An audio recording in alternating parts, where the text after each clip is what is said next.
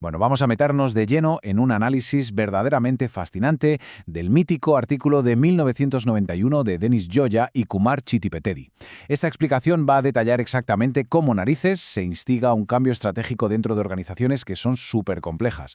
Y un apunte importante, esta explicación debe cubrir todos los conceptos presentados en el paper original para evitar la necesidad de tener que leerlo. Así es, hemos destilado toda la metodología, los hallazgos y esa teoría tan densa para que sea súper digerible. Es un viaje alucinante hacia el interior de la mente de los líderes cuando las cosas se ponen patas arriba. Nuestra hoja de ruta de hoy es súper clara y directa. Veremos primero el reto del cambio, luego la creación y transmisión de sentido, pasaremos al enfoque etnográfico, desgranaremos las 4 fases clave, analizaremos la ambigüedad y el simbolismo y cerraremos con las conclusiones sobre el liderazgo. Empezamos con el punto 1, el reto del cambio, y esa nueva metáfora para el CEO. Tradicionalmente siempre nos han pintado al CEO como ese genio solitario en una sala de juntas que diseña una estrategia, da un golpe en la mesa y ordena que se ejecute. Fin de la historia. Pero la realidad es infinitamente más compleja. Para entenderlo, este estudio nos sitúa en una enorme universidad pública en Estados Unidos. Fijaos en el contexto. Acaba de llegar un nuevo presidente y trae un mandato clarísimo y súper ambicioso de la junta directiva. Su misión es impulsar un cambio masivo para convertir a la universidad en una institución del codiciado top 10. O sea, no venía a hacer retoques, venía a sacudir el status quo desde el minuto 1. Pasamos a la sección 2, creación y transmisión de sentido, donde vamos a ver unas definiciones fundamentales.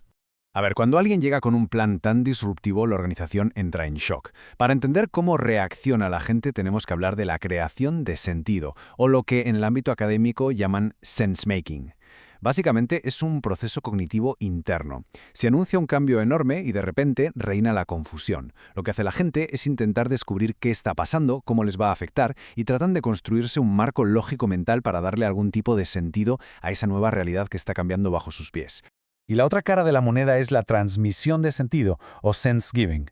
Si la creación de sentido es interna, la transmisión es totalmente externa y comunicativa.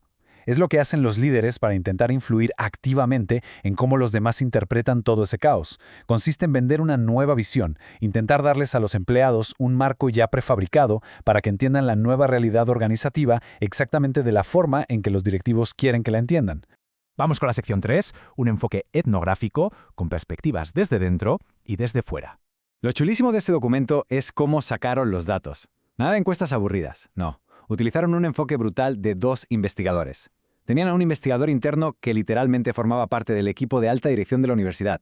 Estaba ahí metido, operando como participante activo y tomando notas de reuniones a puerta cerrada y debates súper tensos. Una inmersión total. Pero para no perder la perspectiva, tenían a un investigador externo que cogía todos esos datos brutos y los analizaba de forma fría y totalmente objetiva, asegurando que no hubiera ningún sesgo.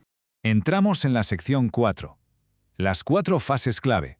Un auténtico viaje cronológico. Gracias a esta cantidad masiva de datos, se dieron cuenta de que el primer año de este nuevo presidente no fue un evento aislado, sino que se dividió en 4 fases súper claras: visualización, señalización, revisión y dinamización. Es fascinante porque cada etapa nos muestra una mezcla diferente de esos procesos mentales y comunicativos que acabamos de ver. Fijaos en la fase de visualización. El presidente ni siquiera había asumido oficialmente el cargo todavía. Operaba casi en secreto, visitando la universidad de incógnito, hablando con decanos, empapándose de información a tope. Estaba haciendo su propia creación de sentido.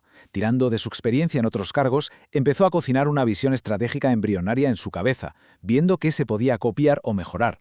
Y entonces arranca la fase de señalización. El presidente llega oficialmente y anuncia el cambio. De golpe, adiós a la tranquilidad. Él sabía perfectamente que se iba a liar, fíjate en su frase. La oposición viene de aquellos que ven peligrar sus intereses. Si no se presiona, las cosas nunca suceden. Al proponer de inmediato proyectos súper polémicos, como montar una nueva escuela de comunicación, lo que hizo fue inyectar ambigüedad a propósito para obligar a todo el mundo a salir de su zona de confort. Pero claro, toda acción tiene una reacción. Y llegamos a la tercera fase, la revisión. Aquí, los grupos de poder de la universidad pasaron al ataque. Empezaron a darle vueltas a la cabeza, a hacer su propia creación de sentido sobre lo que hacía el presidente, y surgió muchísima resistencia. Hubo una tensión brutal, hasta el punto de que su propio vicepresidente le dijo que frenara un poco. Al final, el presidente tuvo que tragarse el orgullo, ceder ante la realidad, modificar algunas ideas y aceptar que el cambio debía tener un ritmo más consultivo y menos de orden y mando. Finalmente llegamos a la fase de dinamización. Como se puede ver en el modelo del triángulo invertido del estudio, una vez que la cúpula revisó la visión, tocaba expandir ese sentido a mucha más gente. Crearon grupos de trabajo estratégicos, metiendo a profesores y administradores de todos los niveles. Esto fue clave porque generó un compromiso real y masivo, expandiendo esa onda expansiva de cambio por absolutamente toda la institución. Y todo esto nos lleva a esta brillante síntesis. Nos demuestra que el cambio estratégico no es una línea recta, es una especie de baile continuo entre entender e influir. La visualización es pura cognición del líder, la señalización es tratar de influir en los demás, la revisión vuelve a ser cognición, escuchando las quejas de la gente, y la dinamización es pura acción para afianzar todo. Cada paso es un ciclo recíproco súper dinámico. Pasamos a la sección 5, ambigüedad y simbolismo como tácticas de cambio. Además de toda esta teoría, en el día a día usaron tácticas súper concretas. Y aquí viene un concepto magistral, la ambigüedad por diseño. Como decía el vicepresidente ejecutivo, todo estaba controlado, no era caos puro. Al crear un ambiente de incertidumbre, anunciando cambios enormes, pero sin dar muchos detalles iniciales, obligaban a la gente a abandonar sus viejas rutinas. Generar esa ansiedad controlada hace que el equipo cuestione el pasado, y ahí es cuando el líder entra como un salvador, ofreciendo su nueva visión para estabilizar las cosas. Brillante, la verdad.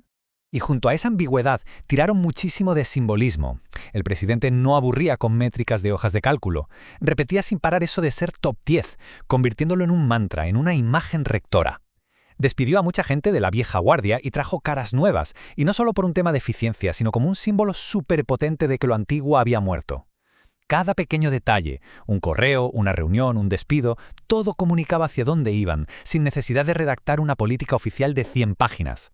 Y llegamos a la sección final, la 6, conclusiones sobre el liderazgo y el CEO como arquitecto. Después de meternos de lleno en este entorno, ¿qué nos queda claro sobre el management de hoy en día? Pues que entierra de una vez por todas esa idea anticuada del líder heroico e intocable que lo decide todo desde su pedestal. El liderazgo, en realidad, va de interpretar significados. El CEO es más bien un arquitecto de sentido. Lanza una idea, escucha cómo reacciona la plantilla, negocia los roces, encaja los golpes y devuelve una visión ajustada. O sea, la estrategia final nunca es un decreto real, es algo que se construye entre todos. Así que nos queda esta pregunta final para reflexionar un poco. Si el cambio siempre se negocia, ¿realmente mandan los líderes o simplemente construyen un significado junto a su equipo? Está clarísimo que para sobrevivir a una transformación a gran escala no basta con imponer cosas a la fuerza. Hay que dominar esa danza de crear y transmitir sentido. El éxito está en leer la cultura de tu empresa y darle a la gente los símbolos y las historias que necesitan para caminar hacia el futuro. Con esto, cerramos este increíble viaje teórico, que cambia por completo cómo deberíamos planificar cualquier cambio grande, ya sea en una universidad o en una multinacional.